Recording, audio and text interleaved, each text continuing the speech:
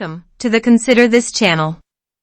Consider This is a free to subscribe to channel where we look at the world's oldest questions, and by using all data to hand, we offer evidence to a realistic conclusion. Whether you use this channel to support your own studies or simply listen to it while hoovering, all are welcome. This is Chapter 3 of Evidence of Soul.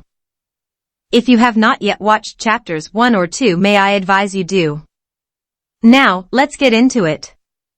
Evidence of Soul by Sharon Patrice. Chapter 3. Looking for proof. Without proven scientific or archaeological knowledge of when us humans first thought about the afterlife, but given we have been doing it for what would appear to be at least 100,000 years, we should start to look for evidence of soul from other quarters. Soul photography. During the year of 1889, a Czechoslovakian photographer, by the name of Bartoloměj Navratil, presented a new type of photographic imagery, which he introduced to the world as electrography. This caused a bit of a stir in the world of photography, and following in Navratil's footsteps, 7 years later, a French photographer, by the name of Hippolyte Baraduc, researched and experimented with the contemporary style of representational process, taking it one step further, to create photographic electrograph images of both human hands and plant leaves. At the 5th exhibition of the Russian Technical Society, in 1898, a Polish-Belarusian engineer, by the name of Jodko Narkiewicz, demonstrated the new world of electrography to an opened-mouth excited audience. By 1939, photographers S. Pratt and J. Schlemmer published photographs showing an aura-like glow around leaves, by using a refined process of electrography. Later that year, a Russian electrical engineer named Semyon Kirlian and his wife Valentina developed what is now known as Kirlian photography. They had observed a patient in the Krasnodar hospital receiving medical treatment from a high-frequency electrical generator and had noticed when the electrodes were brought near to the patient's skin, there was a glow a little like a neon tube. Some New Age spiritualists evaluate Kirlian photography as a process where photography, using this particular electrography technique, captures the electro field surrounding all living organisms and produces a vision of that organism's soul, which they refer to as the aura. This would be groundbreaking science, if true, and lead us to actualities only obtainable in our wildest dreams. Nevertheless, Kirlian photography is not, in my humble opinion, a photo of one's soul nor all it's imagined by some to be, because this type of photography produces the same results in both living and non-living matter. The technique for creating this process is known as contact print photographs, where high voltage is used. The procedure is found by placing sheet photographic film on top of a metal plate, known as the discharge plate. The object or subject to be photographed is then placed directly on top of the film. A high voltage current is momentarily applied to the object, thereby creating an exposure. The glowing discharge between the object and the plate, owing to its high voltage, is captured by the film. The developed film results in the photographed subject or object displaying what may appear to be an electronic vision, with a brilliant light shooting out of the subject, and superior colors projected from the outline of the subject or object quite clearly, creating a visible structure surrounding the subject's entirety. This is what some may consider a photograph of the soul. For me, and as far as proof of soul is concerned, this falls short for a number of reasons. It would be acceptable as a plausibility if the only subject revealing a shimmering light around its boundary were living, but Kirlian photography displays the same halo vision around both non-living, for example a coin, and living matter, for example a human hand. Going with the theory non-living matter has no soul, sorry about the double negative, the image considered by some to be that of a soul can only, in fact, be a representation of an electrical discharge of sorts from the high voltage current passed through the subject, and thus we must dismiss Kirlian photography as exhibiting no proof of soul. Reincarnation? The quest to find whether or not the soul exists must take into account all and any information readily available to us, in order to help form a conclusion, and so, for that purpose, it is probably a promising idea to introduce the hypothesis of reincarnation into the equation. A belief in reincarnation is acknowledged as an absolute, not only within assorted worldwide religions, but by individuals of varying spiritual persuasions and various life experiences. Some would argue reincarnation is a fact. Some would debate it as nothing more than dreaming, but for others, like you and I, we will look at the facts and determine our own point of view. The word reincarnation derives from a Latin term that literally means entering the flesh again. Obviously, this assumes the soul has ever entered the flesh in the first instance. This leads us to a couple of questions. When did the soul originally enter the flesh, and how can it enter the flesh again? It must be remembered, however, Latin as a spoken and written language wasn't recorded as a main language until around 2,284 years ago. It was originally a dialect spoken in Latium, also known as Lazio, the lower Tiber area around present-day Rome. So, what does that tell us? It tells us the community of Latium, a part of the Roman Empire, was familiar with the concept of reincarnation but nothing more. Let's get one question out of the way before going on to what we might view as reincarnation. When does the soul first enter the flesh body? This particular question has led to many a fiery debate. Some insist the soul is present from the moment of conception, yet without an explanation as to how it enters, or whether it comes from the male or female part of fusion to life form. While others believe it enters at some point during the mother's pregnancy, again no real theory, and certainly no in-your-face proof as to when or even how it enters the mother to get to the growing fetus. With no concrete scientific knowledge and only personal or religious opinion to go on, let us put this query to one side and understand that, if we do not have evidence of when the soul enters the body, then how, in the name of all things unquestionable, can we know if the soul re-enters? Let us examine a few of the contemporary stories of reincarnation to see if we might gain insight as to why some believe in the concept of reincarnation, without possessing any factual or scientific knowledge, other than a suspicion of the original concept of soul, coming back to a different timeline in a different flesh body. Reincarnation and the Dalai Lama of Tibet. The 14th Dalai Lama, Tenzin Gyatso, is the ultimate spiritual leader of Tibet. With today's Dalai Lama advancing in age, the question of who will succeed him has become rather pressing. Although, on a political level, in 2011 the Chinese Foreign Ministry declared that only the government in Beijing can appoint the next Dalai Lama, and no acknowledgement should be given to any sequence candidate. Yet, it is probably true to say, the Tibetans will still find a way of embracing their next Dalai Lama according to the time-honored customs ingrained in their very culture. The culture of reincarnation. Traditionally, after the physical death of the Dalai Lama, a search will begin to find his reincarnated soul, manifesting itself as a child born after the last Dalai Lama's date of death. The new Dalai Lama is located by senior monastic disciples of Buddhism, based on apparitional signs and visions. This practice recognizes and dictates the continuous soul within the new personification or reincarnation of the recently deceased Dalai Lama. In other words, one dies and the faithful find another, normally a young boy, to take over the role. They believe, wholeheartedly, the child found is the reincarnated soul of the recently deceased Dalai Lama, and therefore he is the next Dalai Lama as a continuation. Tibetan Buddhism has developed a belief in the immortal, the continuous life of soul, which helps identify a lineage of rebirths called tulkus. Any person who is believed to be a rebirth of a previous teacher, head, or leader, is considered to be a tulku and very much respected within the community. Tibetan Buddhism have thousands of such lineages, but the most celebrated and well-known throughout our world is the Dalai Lama. The current Dalai Lama was installed as the new Dalai Lama when he was just 4.5 years of age. The search for him began soon after the 13th Dalai Lama died in 1932. It must be remembered the 14th Dalai Lama was born on 6th of July, 1935, some 2 to 3 years after the death of the previous.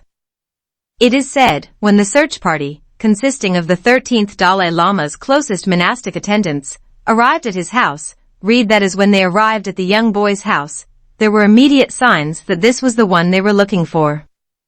It may be easy to surmise the dreaming of the Buddhist monks, dedicated to the departed Dalai Lama, were conned by their own desperate imagination into declaring the new boy as their next Dalai Lama. If so, this is where we cut the wheat from the chaff. Intriguing stories, relating to ancient traditions, are always welcome as an insight to historical human behavior. Indeed, it is through these historical beliefs we may trace where the beliefs of reincarnation, as we now understand them to be, came from, but a little more down-to-earth evidence, rather than faith alone, is called for. Edgar Cayce. Edgar Cayce was born on the 18th of March, 1877, in Christian County, Kentucky, USA. His parents, Carrie and Leslie Cayce, were hard-working farmers and parents to 6 children. In 1901, Cayce discovered he was able to diagnose illnesses or disease in other people, while in a psychological state of trance, merely by, it was claimed, knowing their first name and the city where they lived, and against all odds, we are advised, 90% of what Cayce diagnosed and predicted, in later readings, has since been proven accurate. The records are deposited in the Association for Research and Enlightenment, in Virginia Beach, Virginia, USA, to which his son, I'm informed, takes care of. Cayce attributed his extraordinary talent to his higher self. Your higher self, we are informed by www.blissfullight.com, goes something like this. Your higher self is whole, and has a complete understanding of your desires, wants and needs. The human experience is often not easy and results in challenges. However, it is through these challenges that you have the opportunity to grow spiritually. The higher self is unaffected by challenges, difficulties, bad experiences, conditioning, etc. BlissfulLight.com is not the only information on the World Wide Web readily available giving similar if not practically the same opinion. My questioning is, if the human experience is often not easy and results in challenges. However, it is through these challenges that one has the opportunity to grow spiritually. How comes the higher self is unaffected by challenges, difficulties, bad experiences, conditioning, etc.? Apart from the etc., nothing else, in my humble opinion, in their statement suggests a relationship with common sense. It could be better to think of the higher self as, perhaps, one's subconsciousness? I will leave that thought with you. Back to Cayce. He became categorized as a clairvoyant and medical intuitive, whatever a medical intuitive is, although these were only 2 recognized traits that made up the uniqueness that was Cayce. There have been many books and articles written about him over the years, and rightly, so he was an amazing character who brought the beliefs of the New Age movement to life, although some doubters say Cayce's reported psychic abilities were fake. Tales, Cayce told, of the lost city of Atlantis, brought about an awakened consciousness to the historical tale of a forgotten civilization. Great halls, he reported, containing the universal records of each and every soul, and its karmic journey, were described. His international followers sat silent and took in every word. I know because I was one. But, listening and being amazed is different from listening, being amazed, and not questioning.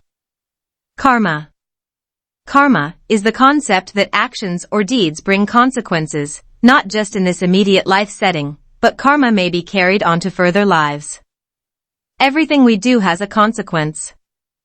Another way of putting it might be to say, that which goes around comes around. A number of Cayce's readings, while in a trance state, involved acknowledgement of reincarnation and its association to karma, but it was not until around 1921 that his first case of reincarnation was recorded. From then on, Cayce gave life readings, as they became known, and went on to describe some of his own colorful previous lives. The concept of karma, and indeed reincarnation, mainly came to the Western world through Asian religions such as Buddhism, Jainism, Sikhism, and some Hindu sections.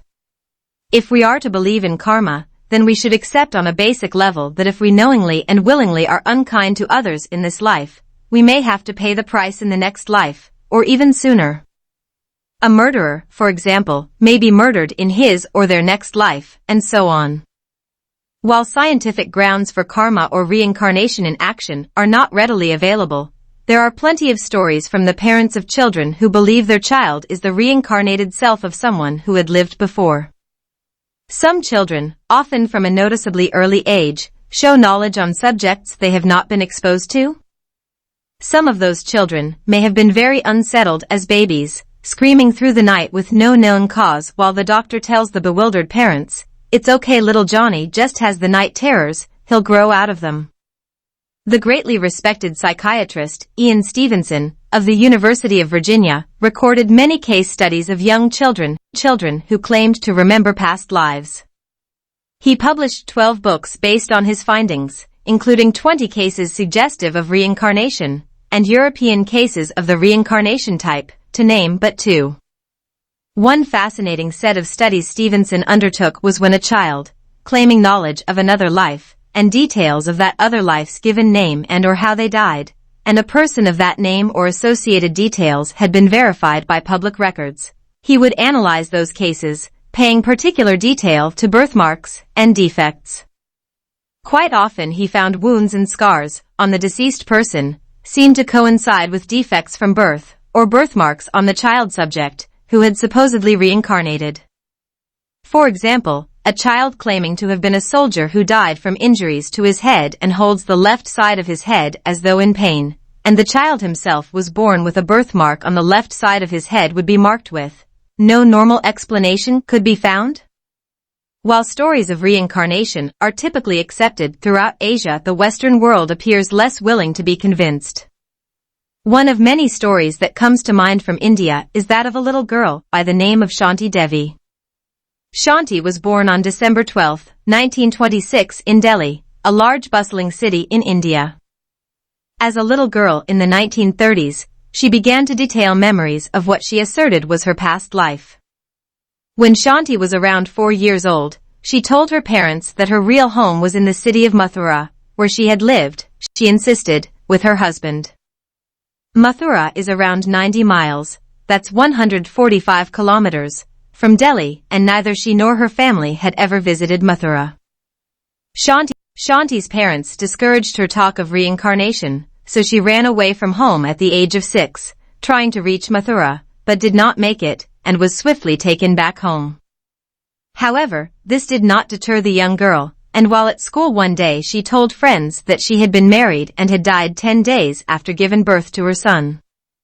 As word got around the school, her principal and another teacher interviewed her.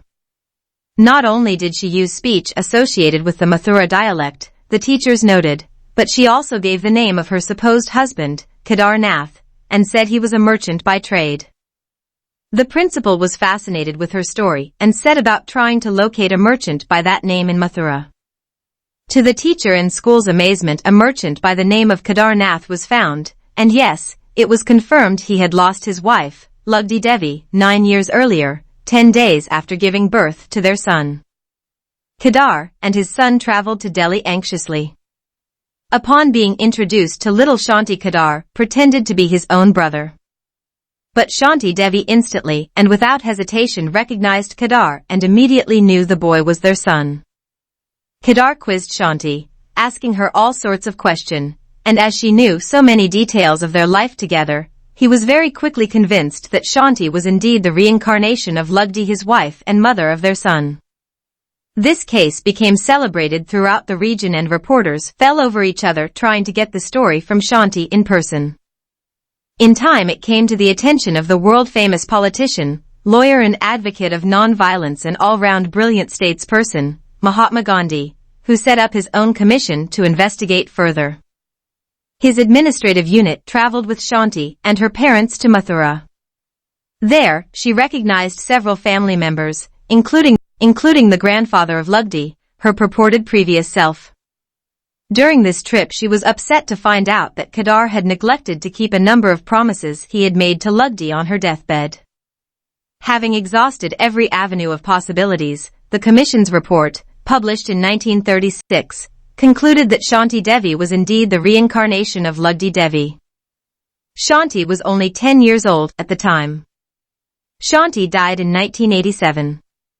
She never married, this time around, and right up until a year before her death, some continued to proclaim her story as deceitful.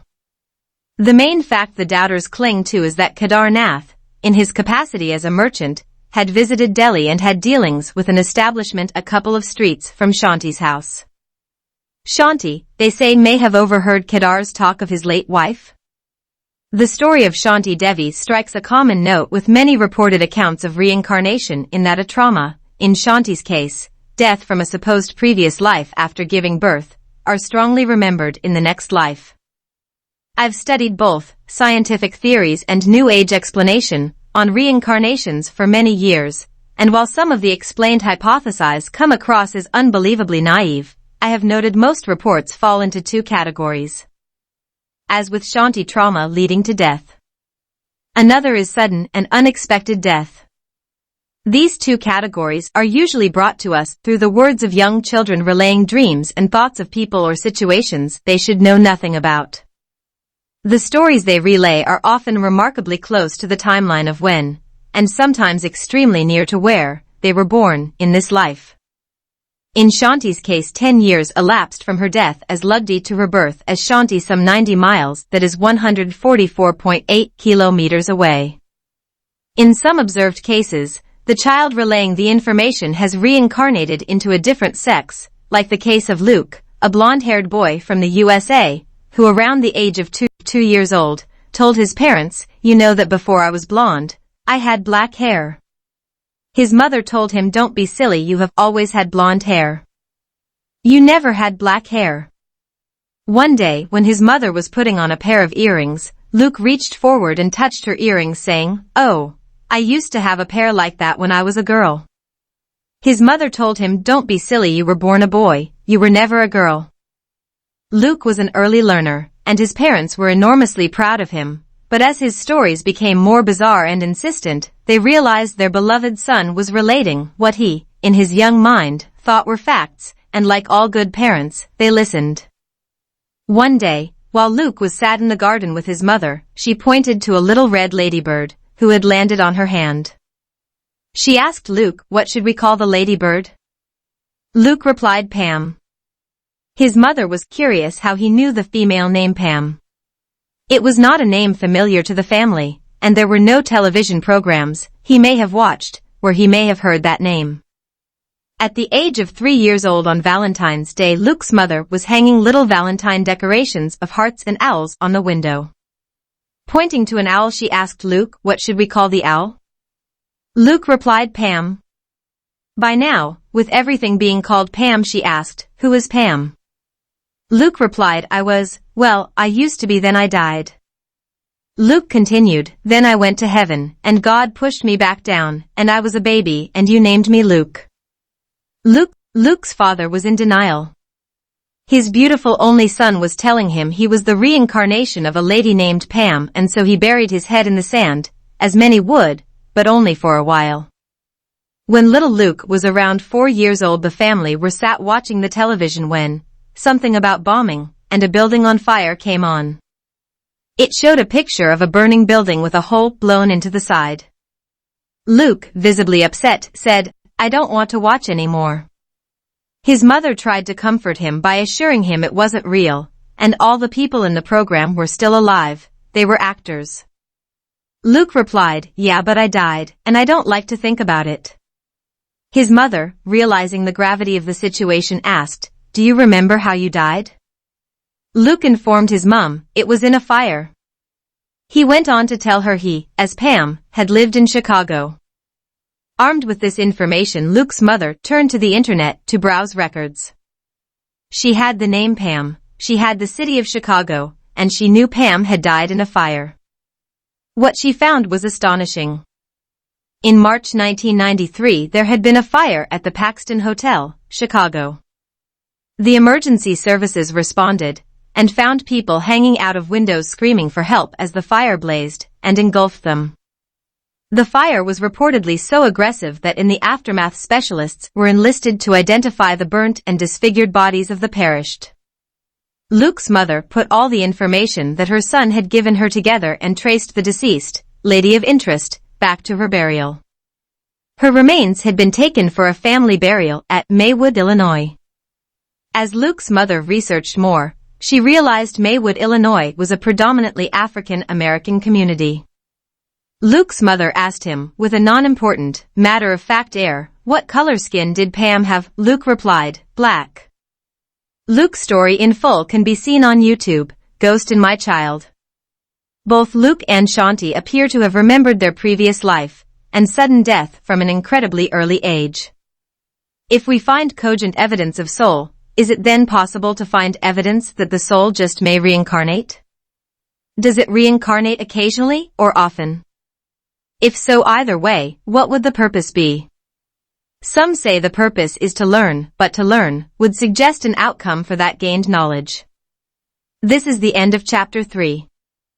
May I ask you to please subscribe to this channel and hit that notification bell. Press the like button and share.